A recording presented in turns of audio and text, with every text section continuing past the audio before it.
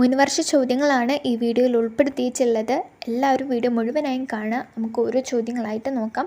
എല്ലാം പ്രധാനപ്പെട്ട ചോദ്യങ്ങളാണ്. ആദ്യത്തെ ചോദ്യം നോക്കാം. മുക്കത്ത് വെച്ച് അദ്ദേഹം ഉദ്ഘോഷിച്ച ദൈവിക വചനങ്ങൾ. അബ്ദുറഹിമാൻ സാഹിബ് പറഞ്ഞ ദൈവിക വചനങ്ങൾ എന്തൊക്കെയായിരുന്നു? അദ്ദേഹം ഉദ്ഘോഷിച്ച വാക്കുകളെ ദൈവിക വചനങ്ങൾ എന്ന് വിശേഷിപ്പിച്ചത് എന്തുകൊണ്ടായിരിക്കാം? എഴുതി നോക്കൂ. നമുക്കിതിൻ്റെ ഉത്തരം നോക്കാം. അബ്ദുറഹിമാൻ സാഹിബ് പറഞ്ഞ വാക്കുകൾ ദൈവിക വചനങ്ങൾ പോലെ മഹത്വമുള്ളതാണ്. അതുകൊണ്ടാണ് ആ വാക്കുകളെ ദൈവിക വചനങ്ങൾ എന്ന് വിശേഷിപ്പിച്ചത്. ആളുകളുടെ വാക്കുകൾ അതേപോലെ നിങ്ങൾ അനുസരിക്കരുത്. എല്ലാവരും മർത്യരാണ്, അതായത് മരിക്കുന്നവരാണ്. ഞാനും മരിക്കുന്നവനാണ്. എൻ്റെ വാക്കുകൾ നിങ്ങൾ തള്ളിക്കളയുക. നിങ്ങൾ കേൾക്കേണ്ടത് ദൈവത്തിൻ്റെ വാക്കുകളാണ്. ദൈവവചനങ്ങൾ ഖുർആനിൽ നിങ്ങൾ മുഴുകുവിൻ. ജീവനുള്ള ഈ പ്രപഞ്ചത്തെ മുഴുവൻ നിങ്ങൾ സ്നേഹിക്കുവിൻ. അയൽക്കാരായ ഹൈന്ദവ സുഹൃത്തുക്കളെ അറിയാൻ ശ്രമിക്കൂ.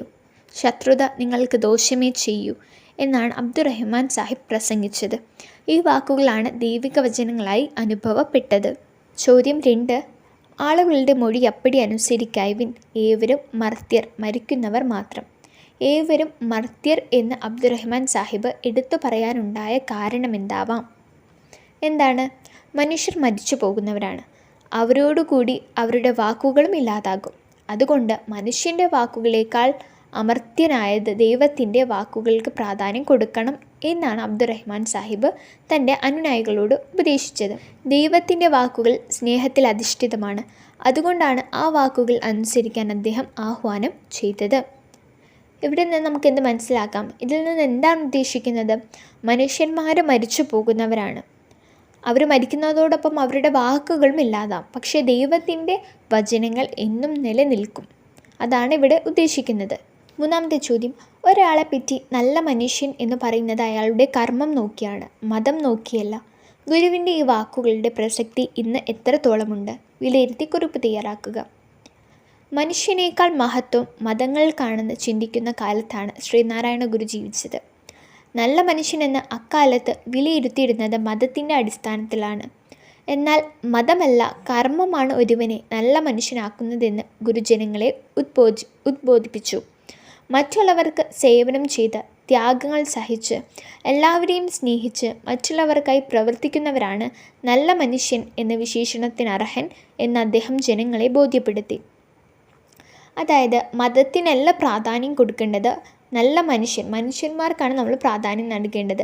ഒരിക്കലും ഒരാളെ നമ്മൾ നല്ല മനുഷ്യനെന്ന് അദ്ദേഹത്തിൻ്റെ മതത്തിൻ്റെ അടിസ്ഥാനത്തിൽ പറയില്ല.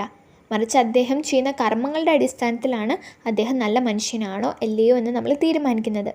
മനസ്സിലായല്ലോ? നമുക്ക് അടുത്ത ചോദ്യം നോക്കാം. പരർത്തൻ കഷ്ടപ്പാട് പെറുമക്കല്ല താണി പറവു മഹത്വം പരിസേവനം കാര്യം. എൻ്റെ വിദ്യാലയം എന്ന കവിതയിലെ ഒളപ്പമണ്ണിയുടെ വരികളാണിത്. അവനവൻ ആത്മസുഖത്തിനാചരിക്കുന്നവൻ അവനവന് സുഖത്തിനായി വരേണം. ഇത് ശ്രീനാരായണ ഗുരു പറഞ്ഞതാണ്. 2 കാവ്യഭാഗങ്ങളും താരതമ്യം ചെയ്ത് കുറിപ്പ് തയ്യാറാക്കുക. ഇവിടെ ഒളപ്പമണ്ണ പറഞ്ഞതും കൊടുത്തിട്ടുണ്ട്, ശ്രീനാരായണ ഗുരു പറഞ്ഞതും കൊടുത്തിട്ടുണ്ട്. ഈ 2 കാവ്യഭാഗങ്ങളും താരതമ്യം ചെയ്ത് കമ്പയർ ചെയ്ത് നമ്മളോട് ഒരു കുറിപ്പ് തയ്യാറാക്കാനാണ് പറഞ്ഞത്. മറ്റുള്ളവരുടെ ഭാരം സ്വയം ഏറ്റുവാങ്ങിയ സേവനം ചെയ്യുകയാണ് കല്ലത്താണി അഥവാ ചുമടുതാങ്ങി. തിരിച്ചൊന്നും പ്രതീക്ഷിക്കാതെയാണ് കല്ലത്താണി ഈ സേവനം ചെയ്യുന്നത്. ഈ സേവനത്തിൽ അത് ആത്മസംതൃപ്തി കണ്ടെത്തുന്നു. ശ്രീനാരായണ ഗുരുവിൻ്റെ വാക്കുകളും ഈ ആശയം തന്നെയാണ് നൽകുന്നത്. അവനവന് ആത്മസുഖം ലഭിക്കുന്നതിനായി ചെയ്യുന്ന ഓരോ പ്രവൃത്തിയും മറ്റുള്ളവർക്ക് സന്തോഷം പ്രദാനം ചെയ്യുന്നവ കൂടിയായിരിക്കണം. എങ്കിൽ മാത്രമേ മനസ്സിന് സന്തോഷം ലഭിക്കുകയുള്ളൂ.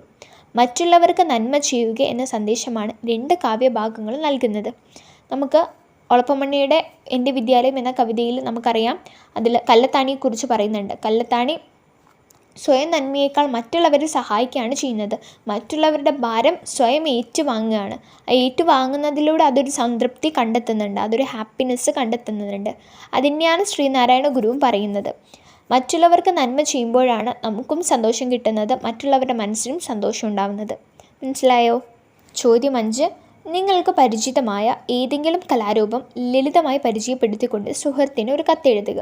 നിങ്ങൾക്ക് പരിചിതമായ ഒരു കലാരൂപം, അത് ഏത് കലാരൂപമാകും? കഥകളി ആവാം, ഓട്ടംതുള്ളൽ, അല്ലെങ്കിൽ മോഹിനിയാട്ടം, അങ്ങനെ നിങ്ങൾക്കറിയുന്ന ഏതെങ്കിലും ഒരു കലാരൂപത്തെക്കുറിച്ച് പരിചയപ്പെടുത്തിക്കൊണ്ട് നിങ്ങളുടെ കൂട്ടുകാരിക്ക് കത്ത് എഴുതാനാണ് പറഞ്ഞത്.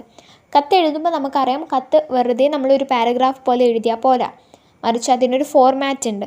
ആദ്യം സ്ഥലം എഴുതണം, തീയതി എഴുതണം, ശേഷം നമ്മൾ അഭിസംബോധന ചെയ്തുകൊണ്ട് പറയണം. പ്രിയപ്പെട്ട അമ്മു, അല്ലെങ്കിൽ എൻ്റെ പ്രിയപ്പെട്ട കൂട്ടുകാരി, അങ്ങനെ എന്തെങ്കിലും പറഞ്ഞ് തുടങ്ങണം. അതിനുശേഷമാണ് നമ്മൾ ഉള്ളടക്കത്തിലേക്ക് പ്രവേശിക്കേണ്ടത്. പൂരക്കളി എന്ന കലാരൂപം ഞാൻ ആദ്യമായാണ് നേരിൽ കാണുന്നത്. ഇവിടെ പറയുന്നത് പൂരക്കളിയെക്കുറിച്ചാണ്.